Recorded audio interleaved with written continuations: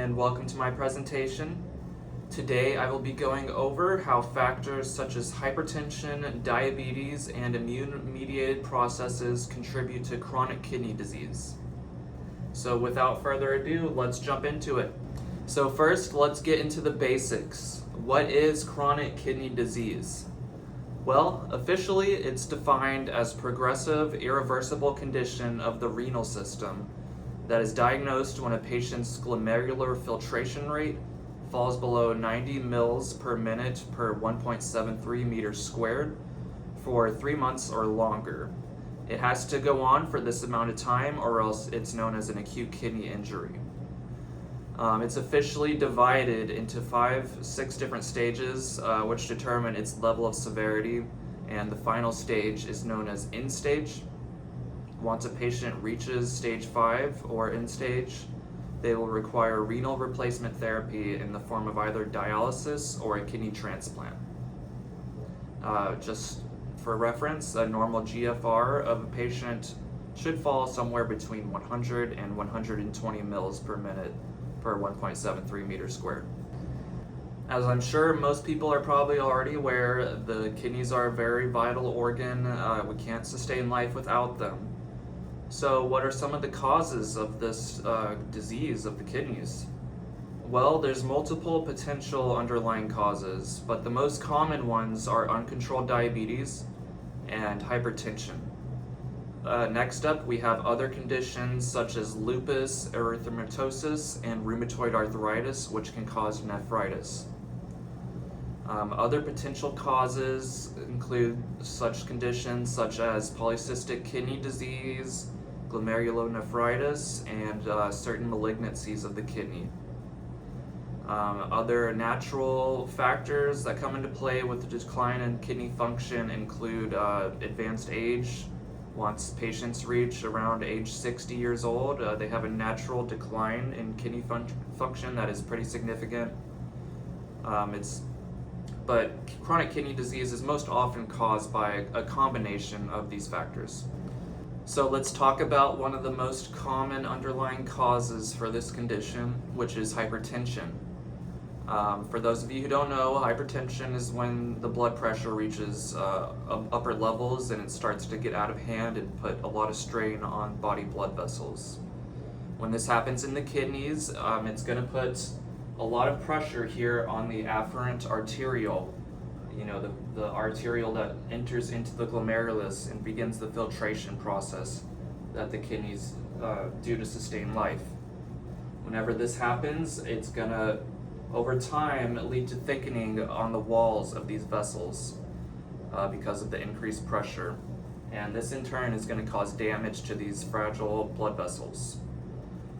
This in turn will cause macrophages to infiltrate, and they'll try to clean up the damage. They'll start secreting things like growth factor and TGF-beta1, which causes mesangial cells of the kidney, which are basically interstitial cells. They're kind of like smooth muscle-like. It's going to cause them to start secreting more extracellular matrix, and this in turn is going to lead to thickening of these glomerulus structures. Whenever this happens, they're not able to filter as much as they once were. It's going to basically start clogging these delicate structures up, and that in turn will increase blood pressure on these afferent arterioles, and you can see it's just kind of a vicious cycle here.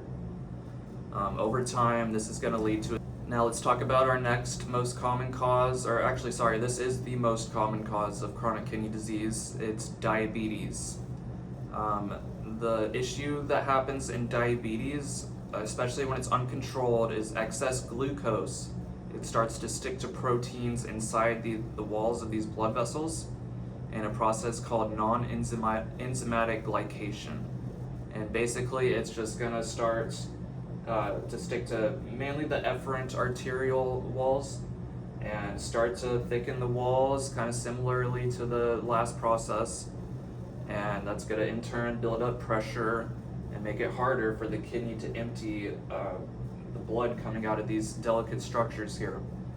And that's going to lead to increased pressure on the afferent arteriole, which in turn will lead to, more thickening, as in with the last process with the mesangial cells. They're going to start excreting more extracellular matrix in an attempt to repair the damage that's been done by this high blood pressure. And over time, this is going to lead to a similar outcome that we had with hypertension. There's going to be thickening in the structure here. It's not going to filter as well as it used to. There's going to be a buildup of pressure, and over time, a decline in kidney function. And lastly, let's talk about the immune-mediated causes of chronic kidney disease. Most namely, these are going to include the conditions of lupus and rheumatoid arthritis. Both of these are autoimmune diseases where the body's immune system mistakes healthy body tissues as pathogens and attempts to mount an immune response against them. In both conditions, there's a potential for the formation of autoantibodies to be formed against renal tissue, which causes damaging swelling and inflammation and subsequent glomerular nephritis. If treatment is not received and symptoms worsen, amyloidosis can develop, which is the buildup of a dysfunctional protein, plaques that build up within the organ and inhibit it from functioning optimally. If you remember Alzheimer's disease, this is a similar process that happens. You just have those buildup of plaques that cause the organ to become dysfunctional and not work as optimal as it should. In the case of kidneys, this is going to decline renal function over time and lead to chronic kidney disease. Also, the formation of amyloidosis is a significant risk factor for patients progressing to end-stage renal disease. Finally, some of the drugs that we use to treat these conditions of lupus or rheumatoid arthritis are actually nephrotoxic as well, and they have the potential to damage kidney structures. Well, that's it, folks. That's some of the causes and processes that occur to develop this scary condition, chronic kidney disease. I hope that everyone was able to take away something new from this and learn something today. Thanks again for watching my presentation.